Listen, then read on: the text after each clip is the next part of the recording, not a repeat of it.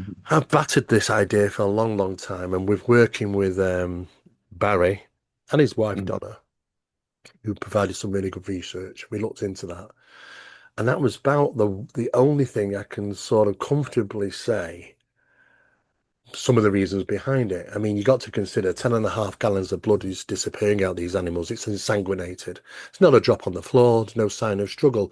Reasons why there's no sign of struggle is that what the phenomena does, it even if an animal's on its own or not, if it's on within a herd, um, no matter what animal that is, it will isolate one animal. It will split them from the herd, and it will isolate one of them, and then they're taken and then Mhm. dropped from height in that manner. Because we can tell by the broken limbs, even the pelvis. I mean, it takes a lot to break a pelvis of cattle. I mean, they're very big.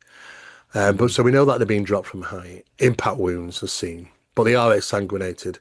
Um, and the incisional marks and things is very technological. Organs have been removed from areas on the body which are 10 times smaller than the hole for the organs to have been removed, which is interesting because we don't know how the organs are removed through such a small hole, but they are. And it's been all sorts of things from brain to liver and kidneys and all sorts of reproductional organs tend to be the most.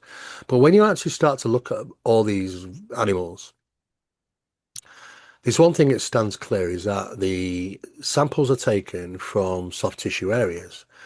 Now, the Mhm. soft tissue areas, and you'll find this in the course, the soft tissue areas are places of high mucous membrane.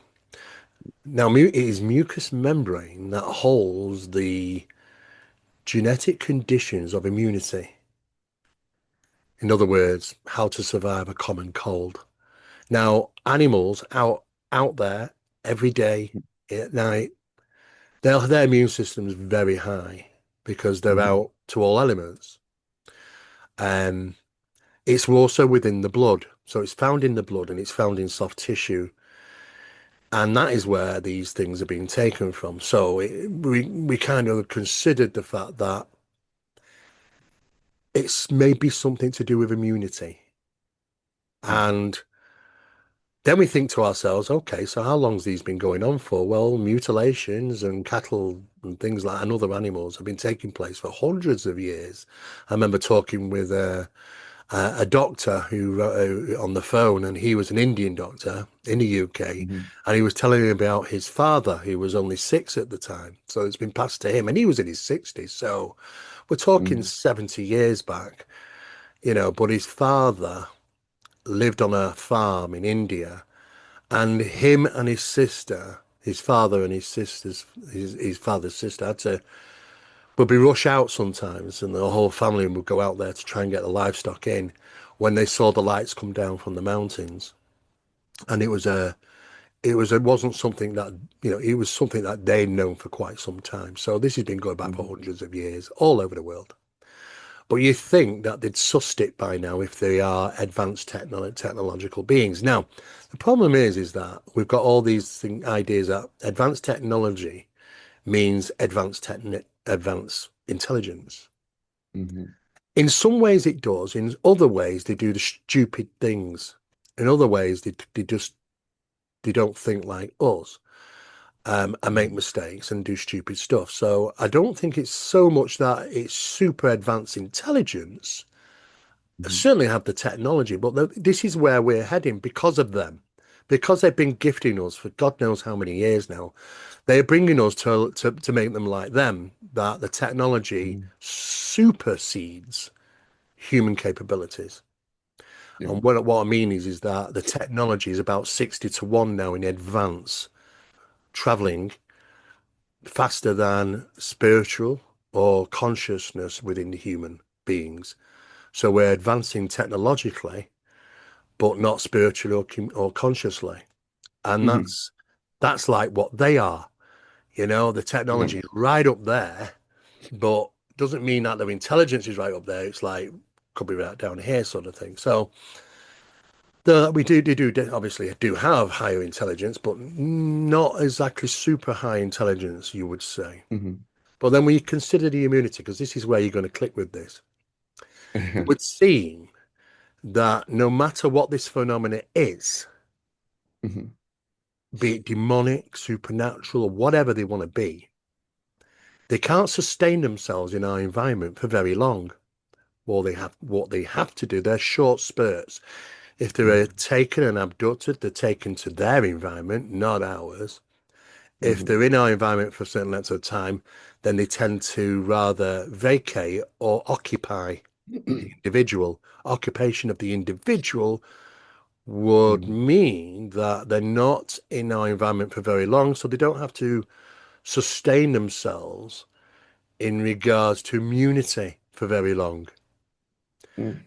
So I think there's a problem in regarding them being in our reality in our environment for great lengths of time. Um, that does seem to be one of the key things here. It's either vacate or occupy. And if they haven't managed to deal with that, then they're trying to. But the worrying Hmm. thing is that what happens when they do achieve that they can Right. sustain being in our environment like us for great lengths of time, that might be an issue, a Yeah. growing problem, as you can well imagine. I suppose you may have looked a little bit across the idea that why are they not in our environment, in our reality for long without actually, Yeah. hiding away within the individuals or vacating because the short space. Why are they just all short space? And that does seem to be the case. It's like human occupation or vacation, one of the two, but not sustaining in the environment as they are. They're short-lived. There was a church father, I think his name was Origen, and they were having cases in demonology where mutilations were taking place and the bodies being drained of blood, and they couldn't understand why. And Origen dealt with this kind of subject where he believed, and I don't know the data behind this, but it's a fascinating connection because it's right in our wheelhouse right now. He believed that the reason that they were using blood was that blood was tied to some kind of consciousness, and the more blood they had, the more they had access to complete their form. And here's the key point: hold it, Yeah. hold their form when they're interfacing with us. Uh, and you're right. And Well, he the also, DNA is structural DNAs can be passed through the blood, can't it, as well? So, yes, yes. And his another theory of his was when you're in their presence, we often feel this kind of rush of wind, right, where the air is chilled. He believed that, and again, I don't know where they didn't really have much of a scientific method, so you just take it with a yeah, grain of salt, right? yeah, But yeah, his theory was just that, yeah, they were not just symbiotic, but they were taking from us physically to help them materialize in our dimension. And I yeah, don't know, but yeah. it Well, makes, the symbolism of it is, you know, of course, when you go back into ancient times and the blood sacrificials that they did. I mhm, mean, of course, the Inca and the Mayans and stuff, especially the Inca and the Aztecs, the sacrificials were taking place on a regular basis to the gods, to the deities, by mhm, their request, apparently. And what's mhm, interesting is most of the sacrifices taken place. You'll read in books and stuff, it was mostly men, but it actually wasn't. It was mostly women. mhm, And what was interesting is that they sacrificed the women at times during the menstrual cycles. Now, during the menstrual cycle, the iron content in the body is low because mhm, there still seems to be some aversion to iron. And it still is in mhm, current times because we can follow that track right back to the days of gin, or even before, actually, and references to hematite, which was to ward off gin. mhm, Hematite's about 93 or 94% iron, raw iron, which was worn against warding these things away. It's been used in European countries during the 1300s mhm, that they would bang iron rods and things into the ground around areas where they would to ward off animal attacks or them coming mhm, down and interacting with them in certain key locations. We found throughout Europe, especially the UK, around the 15 and 1600s, that we could identify in old stately homes where beds used to be. Hmm. And the beds were considerably smaller than the beds we have now, of course. There's a lot of small people back then. Yeah. But what's interesting is that the remnants of iron nails were placed in a Hmm. circle, banged into the Hmm. floorboarding or the wood surrounding the bed to keep them from entering in at night and interacting with us during Right. sleep periods. Um, it's been placed, iron rods and things over cribs in Ireland to Hmm. stop them abducting children, and that sort of thing. Um, it goes on and on and on. And even in plain sight today, you'll find, not just throughout Europe, but in other places as well, that when you have a church built Hmm. and a graveyard or cemetery, they usually are separated via wrought iron fencing. It's to Hmm. separate the realms, of course. Right. So this idea about the phenomena evading iron is still very prominent. Even when I was having conversations with an organization, Mary Rodwell's part of it, and Hmm. the astronaut Edgar Mitchell created it. It was known as FREE, the Foundation Hmm. Right. Research Extraterrestrial and so on.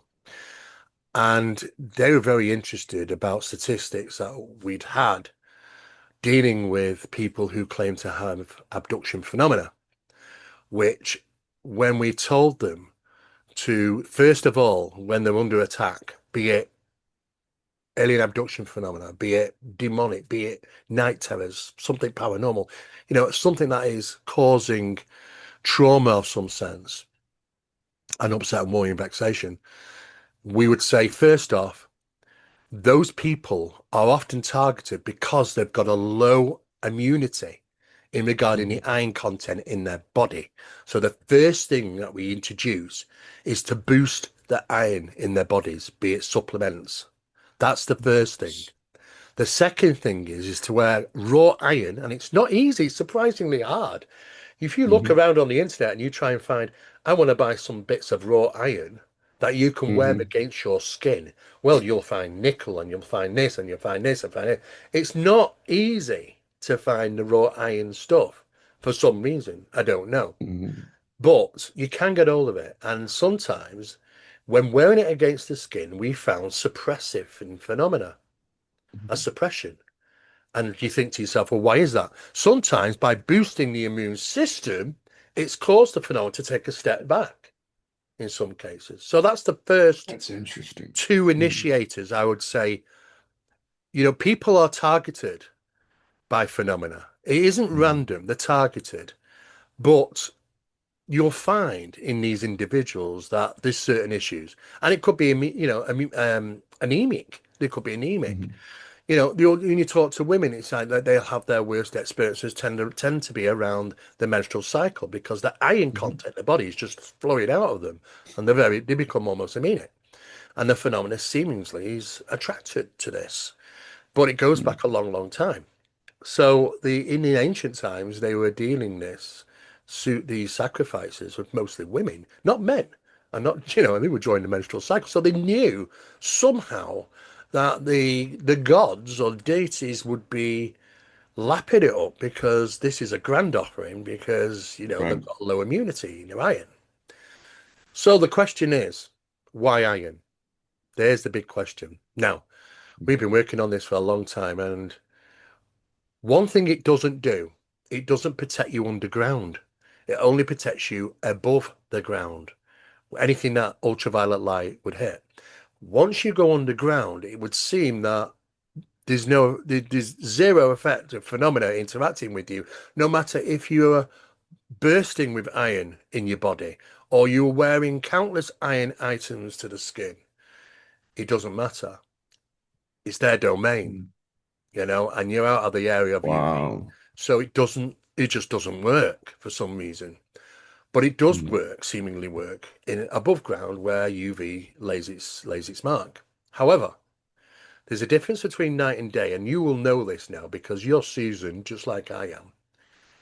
Night and day feel completely different. I don't know if you can pick up on that, but you, Hmm. you know, they feel different. There's an omnipresence in the Mm, dark. yeah, yeah, It yeah. really The is, feeling of isn't being there? watched. It's like, Absolutely. oh God. Now, It's yeah, well, this goes back a long, long time because it states, doesn't it? That anything that the light shines onto is ours, and everything it doesn't is theirs. And this hmm is why that so many places use the curfew against so protecting themselves against these things. And that hmm curfew was even in the last town in Ireland, I think it was 1976, when they still had curfews then because of the phenomena. That's 76. You can't imagine that, can you? That's like one of the last Oh. last towns to do that. But it's been going on for centuries and or if not thousands of years. hmm But there is a reason for that. But it doesn't seemingly work underground. But so why iron? Well, we are with the working that we're doing, we're pushing towards the resonant frequency of iron hmm because the resonant frequency of iron seemingly interacts with the process of the mask, with the process of the manifestation, the manifestating of it. There's an interference, there's something happening. hmm In key areas where you've got natural iron locations, you'll find the phenomena acts in a various different way to evade, of course. hmm But it does seemingly be that it's down to the resonant frequency. Now, we're still working in this area, and hmm that's why there's no documentation on it yet, because we're still going to conclude on this. But it's looking like it's the resonant frequencies of iron, because everything has a resonant frequency, be it nickel, steel, or whatever. But iron seemingly causes a certain wave pattern, a resonant frequency, that might be interfering with the process of the manifestation, with the process of keeping the mask steady, in a sense of This is speaking.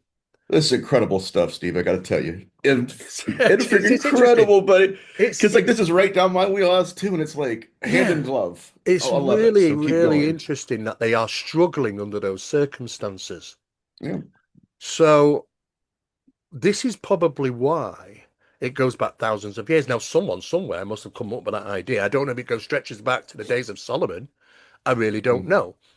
But it's come from that era right through all these generations, right through the European industry, the all the different industries that we've had, the metal industry and all the steam industry and all these sort of things, and even into modern day, where people are utilizing ways to try and evade phenomena, but it won't work going into caves and it won't work going underground. It's only can be above surface. Now, when conducting the best tests and Mhm. experiments dealing with NHI communications in 2013, it started and it went on for a number of years. The Scientific Establishment of Parapsychology, SCP, which I'm the founder of, conducted some specialized tests. The problem is that when you close a circle down, the spiritual circle on seance circle, there are methods to do that, and you close it down, and then it's fine. It doesn't work with NHI. Go Got a question because this is blowing my mind. I love this. So it to me this sounds like again the aspect of the seance was, and this has just been my perspective, and I may be wrong, but was to kind of guide them through various archetypes and masks that they believed they had control over, right? They thought you did, Oh, the yeah. first night, right? First night successful, we still have control. Let's go eat. Next night, successful. Meanwhile, and this may be because the phenomenon is trying to reach them from the other side. I don't know. But by the time what I call the proto-intelligence, real Yeah. NHI manifested, it was like, Mm. oh, So the Apports were like, a couple of different newspapers, but when analysed, they were seen to be on original parchment paper from that time, original ink from that time, say the 1930s. And it just like it was mint and come off the press. Couldn't tell any difference from a 1936 paper. But the problem is that once they became into our reality, They were placed into a glass container and kept out of sunlight and stuff. But the Hmm. degradation on the newspapers was rapid. And I mean rapid. It was aging 500 days per day.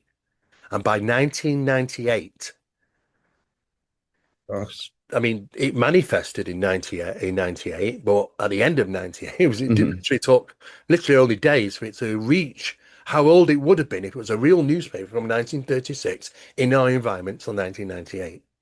So the at cellular level, rapid aging took place on the apports. Now it's very difficult to see any rapid aging on mythology, such as spoons and scissors and coins and things. You Hmm. just won't see it, but you can see it in things that age. Now, I got to talk with a couple of people that are associated with what's going on at CERN's, the colliders, Hmm. some of the experiments.